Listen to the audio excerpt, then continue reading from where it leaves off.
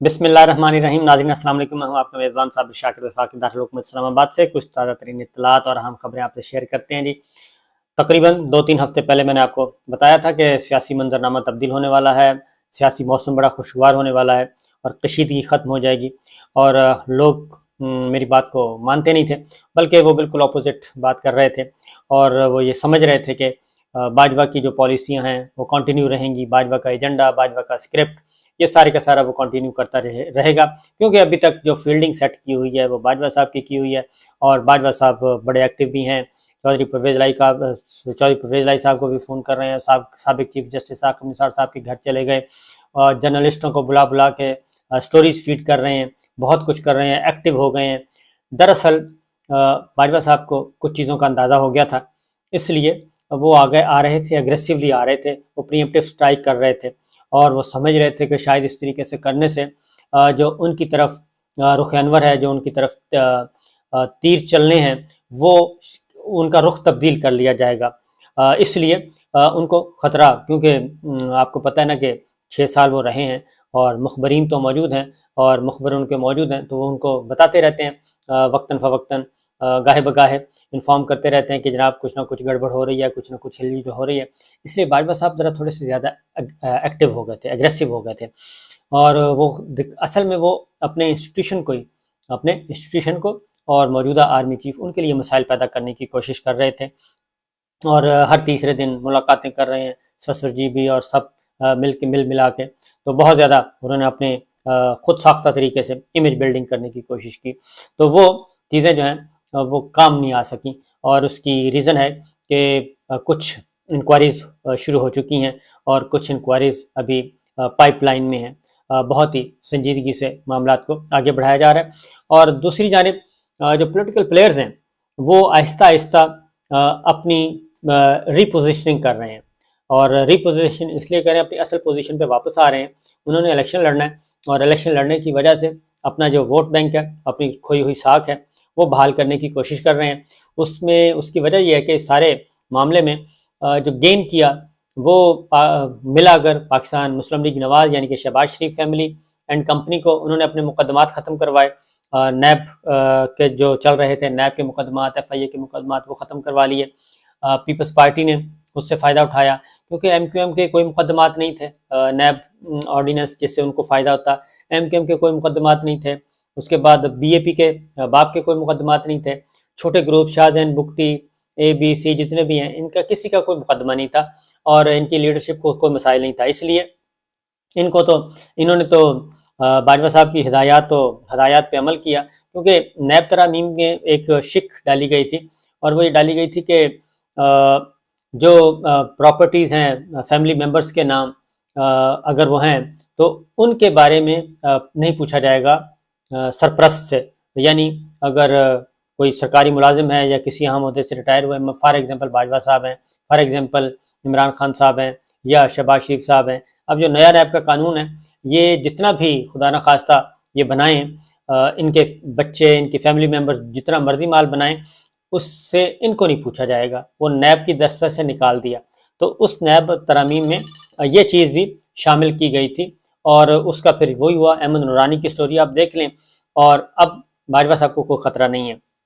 تو اس لیے جو چھوٹی جماعتیں ہیں ان کو تو کوئی فائدہ نہیں ہوا, چھوٹی جماعتوں کو تو الٹا نقصان ہوا, اور مسلم لیگ نواز اور پیپلز پارٹی دونوں مل کے ان کو کھا پی گئی. مولانا فضل الرحمان صاحب ابھی تک سروائیو کر رہے ہیں, لیکن آگے جا کے جب الیکشن آئے گا تو الیکشن میں پتہ چلے گا کہ مسلم لیگ نواز, کیونکہ ان سب نے آپس میں اب ایک دوسرے کے مد مقابل الیکشن لڑنا ہے, جے یو آئی نے, مسلم لیگ نواز نے, پیپلز پارٹی نے, ایم کیو ایم نے, بی اے پی نے. اب بی اے پی کو بھی وہ لگایا جا رہا ہے, سرنگ کھودی جا رہی ہے, بی اے پی کے لوگوں کو کھینچا جا رہا ہے, زرداری صاحب اس کو اپنے ساتھ ملا رہے ہیں, اور اس میں صادق سنجرانی جو ہیں وہ بہت اہم کام کر رہے ہیں, کیونکہ صادق سنجرانی صاحب پیپلز پارٹی کے ساتھ تھے, اور یوسف رضا گیلانی صاحب کے یہ معاون خصوصی ہوتے تھے, پی ایم آفس میں بیٹھتے تھے, پی ایم میں اپنے وہاں پہ جاب کرتے تھے. تو صادق سنجرانی صاحب بیسیکلی پیپلز پارٹی کے ہیں, اور اب وہی اپنے لوگوں کو واپس پیپلز پارٹی کی طرف بھیج رہے ہیں. تو یہ سارا کام ہو رہا ہے. تو کراچی سے ہمیشہ جو تبدیلی آنی ہے, تبدیلی اس وقت بھی, پہلے بھی جو تبدیلی آئی تو اس میں چھوٹی جماعتیں کام آئیں, اور اب جو تبدیلی آنی ہے اب اس میں بھی چھوٹی جماعتیں ہی اپنا کام کریں گی, اور ری پوزیشننگ ہو رہی ہے. تبدیلیاں جو میں آپ کو بتا رہا تھا کہ چیزیں بہتر ہو رہی ہیں، آج اس کی عملی تصویر بھی دیکھی۔ اعظم سواتی صاحب رہا ہو کے اپنے گھر پہنچ چکے ہیں، اور ارشد شریف صاحب کا کیس دوبارہ ٹیک اپ کر لیا گیا، کیونکہ 2 ہفتے کے لیے ایڈجرن ہوا تھا۔ 5 جنوری کو لارجر بینچ دوبارہ ارشد شریف صاحب کا کیس سنے گا، اور اب تک کی جو اسپیشل جے آئی ٹی ہے اس نے کیا کام کیا کیا نہیں کیا، اس کے بارے میں جو رپورٹ ہے اب تک کی عبوری رپورٹ پیش کی جائے گی۔ ایک میں آپ کو بتا دوں کہ سپریم کورٹ آف پاکستان نے یہ حکم دیا تھا لارجر بینچ نے کہ ان کو فیسیلیٹیٹ کیا جائے گا، ان کی مالی ضروریات پوری کی جائیں گی، اور فارن آفس ان کو اور وزارت خزانہ دونوں ان کو مکمل طور پہ ان کے ساتھ تعاون کریں گے۔ لیکن اسپیشل جے آئی ٹی جو ہے وہ فنڈز کی کمی کی وجہ سے ابھی تک بیرون ملک نہیں جا سکی، اور لاجسٹکس کا ایشوز ہیں اور فائنینشیل ایشوز ہیں، اس کی وجہ سے وہ واپس باہر نہیں بھی جا سکی۔ یو اے جانا ہے اس نے، کینیا جانا ہے، اور ہو سکتا ہے ان کو کینیڈا بھی جانا پڑے، اور کیونکہ جو دونوں شہری ہیں، دونوں بھائی، وہ کینیا میں تو رہتے تھے لیکن نیشنل کینیڈین ہیں، اور آج کل ہو سکتا ہے کہ وہ کینیا سے وہ واپس جا چکے ہوں کینیڈا، ان تک کیسے پہنچنا ہے، تو یہ چیزیں چل رہی ہیں۔ لیکن جو امپورٹنٹ ڈیولپمنٹ ہے جی، وہ ایک تو ایم کیو ایم کی بات کر رہا تھا میں۔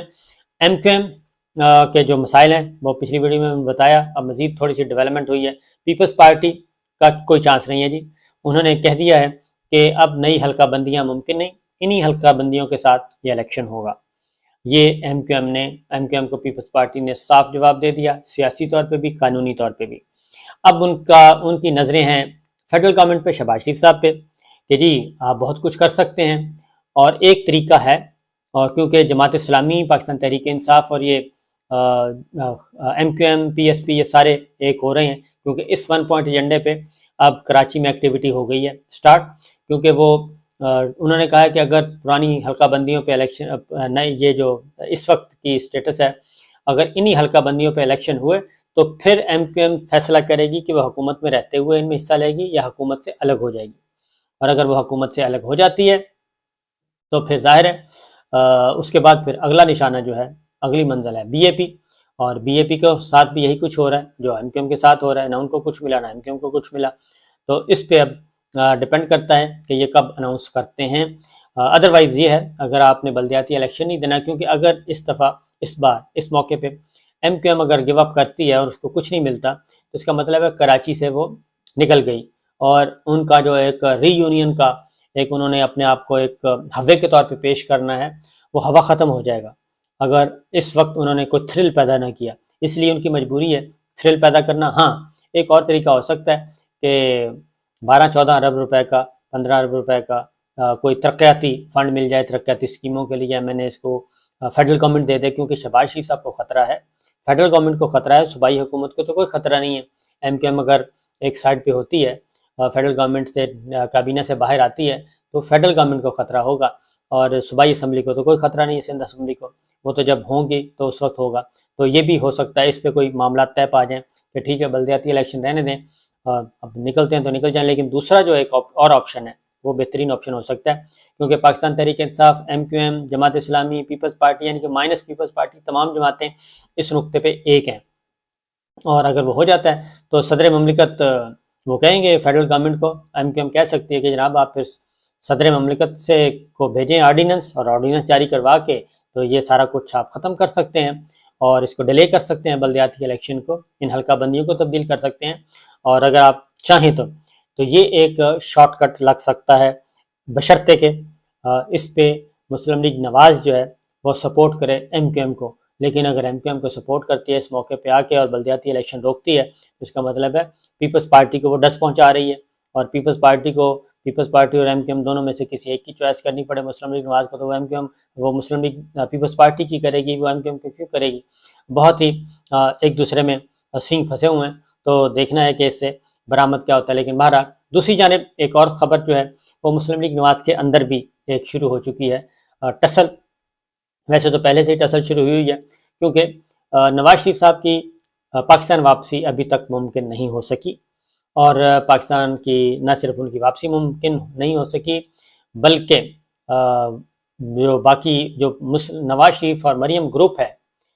پی ایم ایل این کے اندر،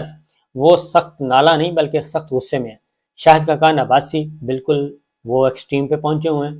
اور وہ تو نام بھی سننا نہیں چاہتے، اور وہ مسلسل نواز شریف صاحب کو بتا رہے ہیں، مریم بی بی کو بتا رہے ہیں کہ اس وقت سچویشن کیا ہے،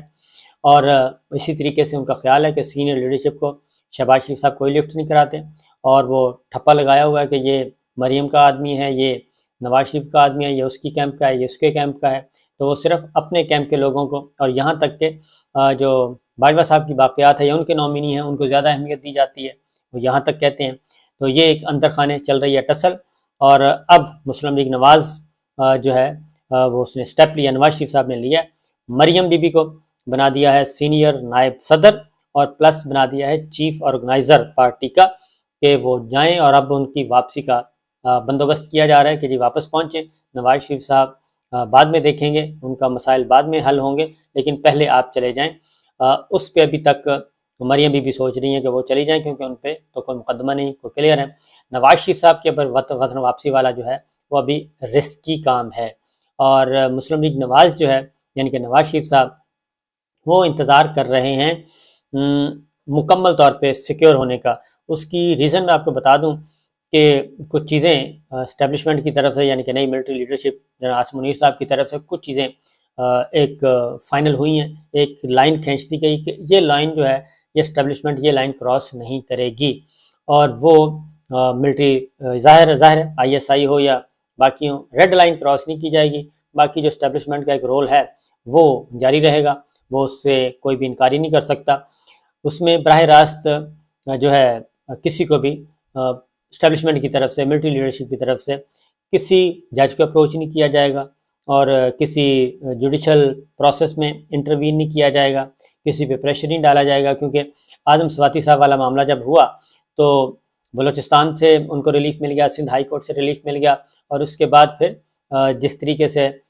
اسلام آباد میں ایک جج کو تبادلہ کیا گیا، پھر دوسرے جج صاحب آئے، دوسرے جج صاحب پھر 2 دن چارج نہیں لیا، جو پاکستان تحریک انصاف اور وکلا برادری جو ایک الزام عائد کرتی ہے کہ یہ جی مینوورنگ کی گئی ہے، تو اس میں اب جو ہے لیڈرشپ کا یہ فیصلہ، ملٹری لیڈرشپ کا ہدایات ہے واضح طور پہ کہ اس طرح کے کام ہم نہیں کریں گے۔ سیاسی لڑائی جو خالصتاً سیاسی لڑائی ہے وہ پولیٹیکل پلیئرز کو لڑنے دیں، لیکن ظاہر ہے جو چیزیں سمجھتی ہے اسٹیبلشمنٹ کہ اس کے نقصان میں یا اس کی ڈومین میں کوئی آ رہا ہے، تو میرا خیال ہے قابل قبول نہیں ہوگا۔